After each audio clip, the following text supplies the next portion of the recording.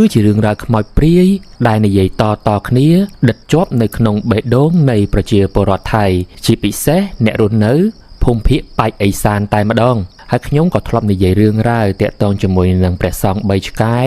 โดนจีใบชมานี้กาปีอมดองชนำปีปอนมาไพ่ปีปอมาไพ่มวยได้การนั้นคือประตูคลังแมนแตนตายมาดองเลือกนี้เนี่ยต่างออกนี้หมดดังปีเรื่องราวดอนทดบรรทอเตียดได้เตะตองจมูกหนังแปรซองหนังโดนจีแต่งปีอองนี่เรื่องราวคือจับดามล้างแบบนี้กรมกรุซาดบ่อเนียดำรวดชมูล้นบานพลาดโดกางี้มาเฟอร์กาเนอขนมสกมุ้ยเนอไปไอซาหนึ่งตามปัตเตอร์ก็ถือพลาดโดกางี้มาตีนี่ดำใบบำเพ็ญเพียรเกิดไปสกัดกรรมระบบครูนจังอะให้เนอเป็ดได้บังจ็อบกอดหนึ่งตัวบันเครดิตลางดำไหนจังเตอร์ประปนระบบกอดชมูซาวมาcứ chia cả liền nộp thạch dịch ca đòi xa tai sờ lạnh vào đây pe hơi nâng mình trong luôn nơi tại anh chỉ mũi cô nơi ai ti krong bằng cọ cót co sầm rải chất lia cho bị ca nghĩa hái co mặt tam vào đây vừa cá nơi bay ấy sàn từ hai bạc cọt na bộ kế còn nòm côn mà nơi chỉ mùi đòi đồng băng tha dạng chán cho bầm pin pe sạ cam tại một năm pi năm nâng tờ lót từ làng đầm nại vinh đòi xa tại kê tăng pi nè cứ chia nè đầm miền đam cầm nát nơi ai ti krong bằng cọ mình đại pra chỉ vất nơi tam chẳng cắt mọn nhọc nụ lai đối với khung cá pra chỉ vất đầm bông nơi ai sọc sài trồng cá cứ vì riêng lồng bạ bẩn tây hơi sầm nang đái nơi pe đại tự đo tin nút cứ pra chia porot ban riệp trong tia sầm bánh sầmรับตัวปุkế rồi rò chỉ sạch chẳngปุkế cheแต่ตรอมnơi bẩn tòn chẳng từ thừa mất vì cứ chỉ càng nghe từ hơiก้นระบอบพวกเก๋อายุประมาณนำชมเต่าคือจีเขมรเพราะได้รู้เรียโจจัดเลงซาจีตีสลายระบอบเนี่ยจัดคางเกียดพองนี่หาจะให้พ่อได้ทัวเอาเก๋เตอร์เหมือนบานประมาณคายพ้องคือเมียนปุมะจัดดัดจีจราเนี่ยแต่เฮ้ยเต่าแต่งแต่เจงมารถเล้งจมูกหนึ่งเขมรในดำบอลนู่เปรียบโดยจีบานสกอร์ปุเก๋นั้นออกจีจราชนำจังโกนนั้นคือเหมือนไอเตนะแต่อุปมาได้แต่งดำรุดล้นให้หนึ่งประปนระบอบโคลนซาวมานั้นคือเจียมันหนึ่งจัดจังเอียดมันเซอร์รอบอ่านเนี่ยพมพองระบองจิมวยเตคือปุเกบังคอมจัดมาบ่มเป็นไปสกัดการตายปนนอบักกงแต่จองลางดำไหนมันแหละปุเกมันเมาติได้สระยะแบบนี้นู่เลยตายโดยซาตายคลัวนั่งเตอบ่มเป็นการงี้โดยชนะเต้ปุเกตายแต่บันดอยเอาเตอนั่งเนยเลงจิมวยนั่งเขมรกบายเพียงจังนะไปฮอตเนยหรือก่อจังเกงไปทางไงไอ้คือเกงเนยเพียงในจัดคางจังเตอบัดตุ๊บใบชีปุเกมันโจจัดเนี่ยจัดคางแม่นปนตายเฟิร์มไม่ดำใบกับเอาเตอนั่งแต่ออกหลอกหลายการงี้จังเมียนแต่เฟิร์ใบโจจัดจังนะมันข้อปีสอบไม่ดองเต้ตามการปัตเตอร์สัมปอนเพียบเราเวียงดำรุดล้นเฮยหนังประปนกอดนั้นคือมันเซอร์จดสำรองหนังคเนียปนมานุเต้ปูเก้แต่งแต่ชลุกเนียบอกจานบอกชนังจีเรื่อยจังเตอให้จำปูเตาวิ่งคือเกบันเคยการชลุกประกายคเนียระบอกปมมาได้นั้นหลังซ้อมแต่เฮยกรุปเปเวลีได้เคยเอาปมมาได้ระบอกเกชลุกเนียคือเกแต่งแต่รถเจงปีตินุเฉียนเนกจุนก้ากอดเตอสำง้อมในขนมบรรทุกเก้งให้เปคลาเตียดกอดเจงเตอสำหยับเตียนจังเตอเลือกนี้คือมันข้อปีสอบไม่ดองเต้ปมมาได้ระบอกเกนั่นก็ชลุกเนียเตียเฮ้ยทัวไอ้เต้คือคอยอารมณ์คลั่งเหม็นแตนแต่มาดองคือชลุกเนียจำมองใบเนี่ยต่างออกเนียจังเต้ก็ตรอมันบ้านก็รถเจงเต้สำงอมแต่ไอ้เนื้อสำหยับเตี้ยเนื้อเปนู้เต้คือมีอารมณ์เศร้าใจคลั่งเหม็นแตนอังกุยเนื้อสำหยับเตี้ยบันดาสำลังเต้เมื่อดำเชอเต้กลายช่างจังอะออบจมูกหนึ่งสำเล้งได้เอาปมมาได้ระบอกลุ้นชลุกเนียแปรตัดก็จะดำเล็กจังปอ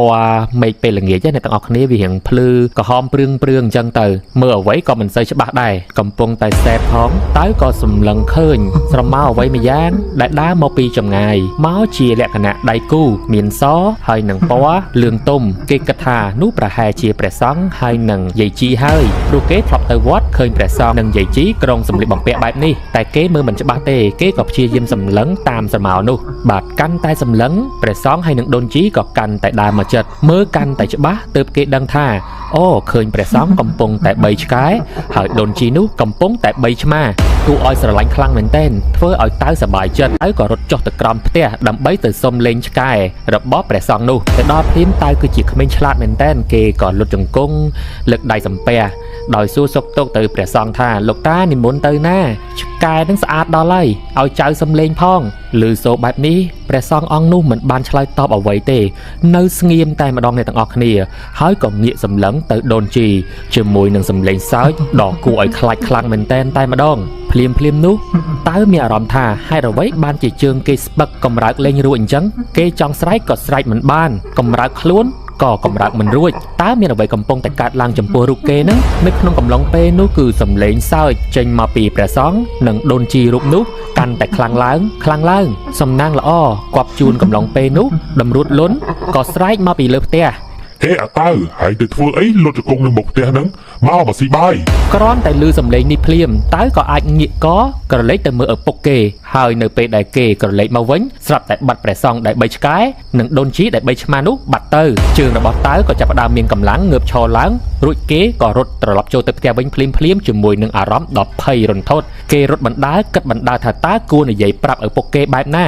បើនិយាយប្រាប់ទៅប្រកាសជាគាត់ថាយើងនឹងលេងសើចជាមួយនឹងគាត់ទៀតហើយគាត់ប្រកាសជាមិនជឿនោះទេអញ្ចឹងគេក៏សម្រេចចិត្តមិននិយាយស្ដីអីទាំងអស់តែម្ដងក្រោយពីញ៉ាំបាយរួចតើមិនបាននិយាយស្ដីអីទាំងអស់អាការៈរបស់តើចាប់ផ្ដើមប្រែប្រួលម្ដងបន្តិចនៅយប់នោះស្រាប់តែឮសូរសំឡេងតើស្រែកយំជាមួយនឹងការដេកអបពោះតែម្ដងទាំងតម្រុតលុនហើយនឹងសោម៉ាដែលជាប្រពន្ធហ្នឹងក៏ព្យាយាមប្រើប្រាស់អស់វិធីក្នុងការព្យាបាលដែលសោម៉ាធ្លាប់រៀនពីមុនមកនាងក៏បានប្រាប់ទៅប្តីថានាងអស់លទ្ធភាពហើយត្រូវតែប្រញាប់រៀបចំឡានឲ្យលឿនដើម្បីបញ្ជូនកូនទៅមណ្ឌលសុខភាពមិនដឹងថាមណ្ឌលសុខភាពហ្នឹងនៅបើកទទួលអ្នកជំងឺឬក៏អត់ផងហើយម្យ៉ាងទីនោះគឺនៅឆ្ងាយមែនតែនបើកមិនតិចជាង3ទៅ4ម៉ោងទេតម្រាំទៅដល់តែតម្រុតលុនក៏បានតបវិញថាវាគឺជាផ្លូវចុងក្រោយហើយបើមិនធ្វើបែបនេះទេកូនយើងមុខតែស្លាប់មិនខានមិនចាំបាច់និយាយអីបន្តទៀតទេតោះយើងទៅអញ្ចឹងទាំងសោម៉ាទាំងតម្រុតលុនហ្នឹងក៏បានរៀបចំឡានរៀបចំសម្ភារៈបាទលើកតៅដាក់លើឡានហើយក៏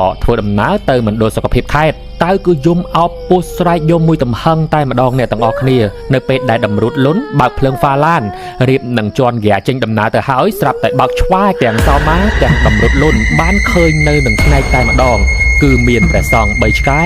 ដូនជី3ឆ្មាកំពុងតែឈរនៅពីមុខឡានហើយបញ្ចេញកាយវិការដ៏គួរឲ្យខ្លាចភ្លាមនោះស្រាប់តែតើបញ្ចេញសំឡេងខ្សៅ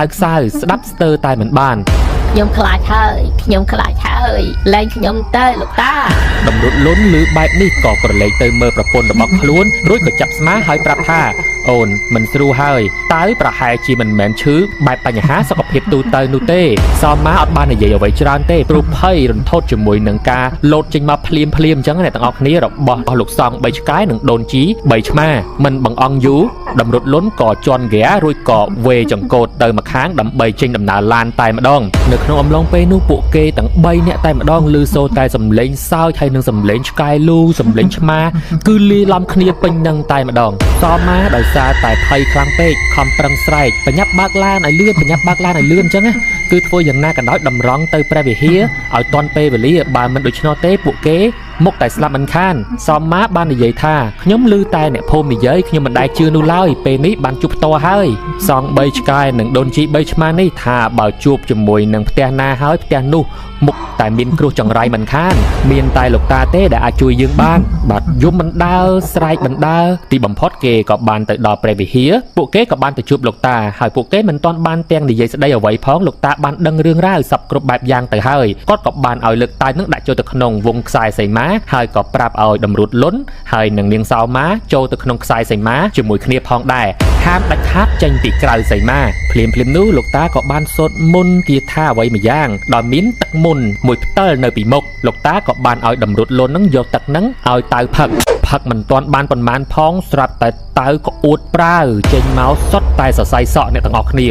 មកជាដុំតែម្ដងតម្រុតលុនភ្ញាក់ផ្អើលខ្លាំងមែនតែនក៏បែរទៅសួរលោកតាថានេះគឺជាអ្វីអានឹងគឺជាស្អីទៅលោកតាវាគឺជាស្នាដៃរបស់ព្រះសង្ឃ3ឆ្កែនិងដូនជី3ឆ្មានេះជាសង្ឃដីកាដែលលោកតាប្រាប់ទៅតម្រុតលុនសំណាងហើយដែលឯងនាំកូនមកជួបអាត្មាតនពេលវេលាយឺតពេលជាងនេះតែបន្តិចកូនរបស់ញោមមកតែបាត់បង់ជីវិតជាក់ជាពុំខានហើយសោម៉ាក៏បន្តសួរថាអញ្ចឹងចៅត្រូវធ្វើមិនបន្តទៀតលោកតាក៏បានប្រាប់ថាថ្ងៃស្អែកញោមទាំងពីរត្រូវរៀបចំសំណែនហើយជាមួយនឹងឈាមស្រស់ដាក់នៅចុងជណ្ដើរផ្ទះហើយសែនប្រកបប្រកាសហៅឲ្យគេហ្នឹងមកទទួលទានសំណែននោះទៅដើម្បីរំលោះជីវិតចៅប្រុសមកវិញហើយនាងសោម៉ាក៏បន្តសួរទៀតថាធ្វើបែបនេះតែប៉ុណ្្នឹងគឺយើងរួចខ្លួនអស់មួយជីវិតហើយមែនទេលោកតាក៏តបថាផ្អែកទៅលើជោគវាសនារបស់ចៅទាំងគ្រួសារតែប៉ុណ្ណោះធ្វើអ្វីមិនបានទេ អ្នកនៅក្នុងភូមិនេះជួបដូចគ្នាជាពិសេសពួកវាតែងតែមករកក្មេងៗដែលអត់ដឹងអីនោះឯងអត់បង្អង់យូរស្អែកព្រឹកឡើង